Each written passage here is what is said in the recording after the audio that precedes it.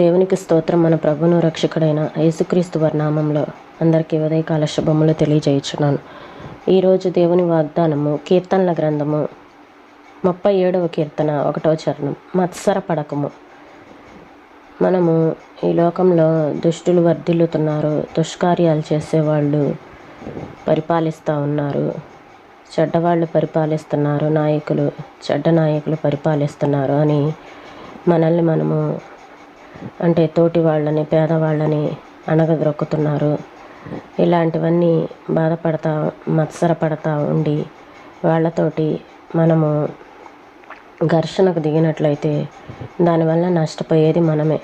అలానే పాపంలో జీవించే వాళ్ళు విచ్చలవిడిగా, స్త్రీ పురుషులు పాపంలో జీవించే వాళ్ళు విచ్చలవిడిగా పాపం చేసేవాళ్ళు గర్వంగా తిరుగుతూ ఉన్నారే, వాళ్ళు సకల సంపదలను అనుభవిస్తూ ఉన్నారే అని వాళ్ళని చూసి మనం తట్టుకోలేక ఆందోళన చెందుతూ ఉన్నట్లయితే దానివలన నష్టం కలిగేది మనకే. కాబట్టి అన్ని సమయాల్లో మత్సరపడకము అని దేవుని వాక్యం మనకి తెలియపరుస్తూ ఉంది. ఊరికే తాపత్రయపడిపోతూ ఆవేశపడిపోకు. వేడెక్కాల్సిన సమయం అంటూ ఏదైనా ఉంటే అది ఈ కీర్తనలో మనకి కనిపించే సమయమే.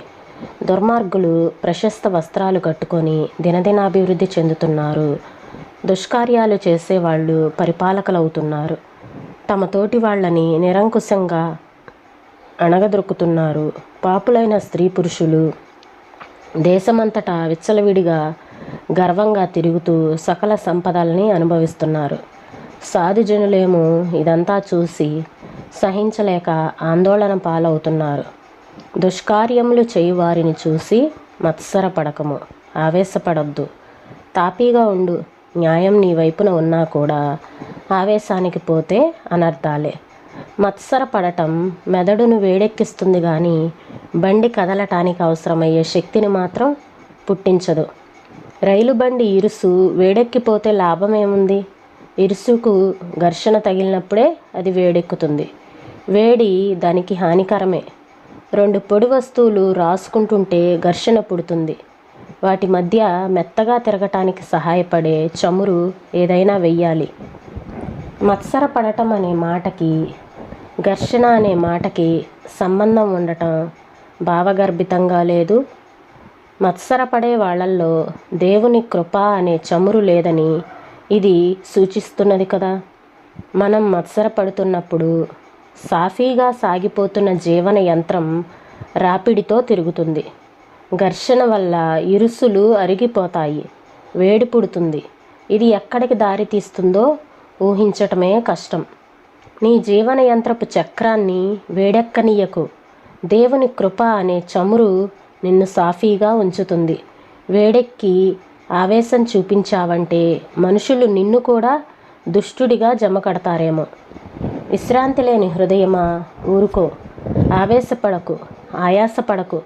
ప్రేమ చూపించటానికి దేవునికి వేవేల మార్గాలున్నాయి. కేవలం నమ్మకం మాత్రం ఉంచు, ఆయన చిత్తమేమిటో తెలిసేదాకా. హాహాకారాలు మాని నిబ్బరంగా ఉండు. వణికించే చలిగాలుల్లో కూడా ఓ ప్రయోజనాన్ని దాచి ఉంచాడాయన.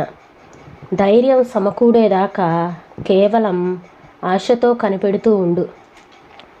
శాంతి అంటే దేవుని చల్లని చిరునవ్వే. ఆయన ప్రేమ నువ్వు పోగొట్టుకున్నవన్నీ తిరిగి నీకు సమకూర్చి పెడుతుంది. కొంతసేపు ఓపిక పట్టు. ఆయన్ని ప్రేమిస్తూనే ఉండు. ఆయన ఎదపై హాయిగా నిద్రపో. ఆయన కృపే నీకు బలం, జీవం. ఆయన ప్రేమే విరిసే పూలహారం. ఆయన శక్తి నిన్ను కమ్ముకోగా కేవలం విశ్రమించు చల్లగా. విడిపించుకోవాలని పెనుగులాడకు. నీ బ్రతుకులో దేవుని జీవం ఉంది. ఆయన నుండి నువ్వు తొలగిపోకు. విశ్వాసం బలపడేదాకా కేవలం ప్రార్థిస్తూనే ఉండు.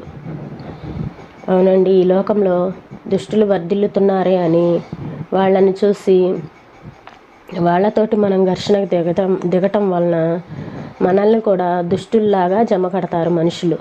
అందుకని వేడెక్కి ఆవేశం మనం చూపించకూడదు. మనుషులు మనల్ని దుష్టులుగా ఎంచకుండా మన ఈ జీవన యంత్రాన్ని, చక్రాన్ని వేడెక్కనీయకుండా దేవుని కృప ద్వారా మనం ఎల్లప్పుడూ సాగిపోవాలని దేవుని మాటలు మనకి తెలియపరుస్తూ ఉన్నాయి. ప్రార్థన చేసుకుందామండి. స్తోత్రం తండ్రి, పరిశుద్ధుడా, ప్రేమ కలిగిన దేవా, నీకు వందనాలు చెల్లిస్తున్నాం నాయన. దుష్కార్యములు చేయవారిని చూసి మత్సరపడకము అని మీ మాటలు తెలియచేస్తూ ఉన్నాయి. ఆవేశపడద్దు, పాపిగా ఉండు అని మీరు మాట్లాడుతూ ఉన్నారు నా తండ్రి. అయ్యా, న్యాయం మా వైపు ఉన్నా కూడా ఆవేశానికి పోతే అనర్థాలే మాకు వాటిల్లుతాయి. కనుక దుష్టులను చూసి మత్సరపడకుండా, వాళ్ళతోటి ఘర్షణకు దిగకుండా, ఈ లోకంలో స్త్రీ పురుషులు పాపం చేసే వాళ్ళందరూ విచ్చలవిడిగా తిరుగుతూ ఉన్నారు, గర్వంగా తిరుగుతూ ఉన్నారు, సకల సంపదల్ని అనుభవిస్తూ ఉన్నారని వాళ్ళని చూసి మత్సరపడటం వలన మాకు వచ్చే ప్రయోజనం ఏమీ ఉండదు. కనుక నా తండ్రి, నాయనా ప్రభా, మీ వైపు చూసి మేము సాగిపోయే కృపను అనుగ్రహించండి నా తండ్రి. అయ్యా నా దేవ, నీకు వందనాలు చెల్లిస్తున్నాం నాయన. మీ కృప ద్వారా మమ్మల్ని నడిపించండి ప్రభా, సహాయం చేయండి తండ్రి. అయ్యా, మా బ్రతుకులు నా తండ్రి మీరు జీవాన్ని ఇస్తున్నారు నా తండ్రి. మా విశ్వాసం బలపడేదాకా కేవలం ప్రార్థించటమే మా వంతు అని నాయన మీ మాటలు మాకు తెలియపరుస్తూ ఉన్నాయి తండ్రి. నీకు వందనాలు చెల్లిస్తున్నాం ప్రభా. అయ్యా, మీ ప్రేమ మేము పోగొట్టుకున్నవన్నీ తిరిగి సమకూర్చి పెడుతుంది. కనుక మేము కాస్తంత ఓపిక పట్టి నీ సన్నిధిలో సాగిపోవటానికి కృపను అనుగ్రహించమని ప్రార్థన ఆలకించమని అడుగుచున్నాను ప్రభా. ఉదయ కాల సమయంలో ప్రతి ఒక్కరికి మంచి ఆరోగ్యాలను, శక్తిని అనుగ్రహించండి ప్రభా. మీ కృప చేత నింపండి తండ్రి. స్తోత్రంలోనైనా అన్యాయం చేసేవాళ్ళు, అక్రమాలు చేసేవాళ్ళు నా తండ్రి ఈ లోకంలో పెరిగిపోతూ ఉన్నప్పటికీ వాళ్ళని చూసి నా తండ్రి నాయనా ప్రభా మేము మత్సరపడకుండా, అయ్యా మమ్మల్ని మేము నా తండ్రి నాయనా ప్రభా శాంతపరుచుకోవటానికి నీ కృపను అనుగ్రహించమని యేసయ్య పరిశుద్ధమైన నామంలో అడిగి వేడుకొంచున్నాం తండ్రి. ఆమేన్.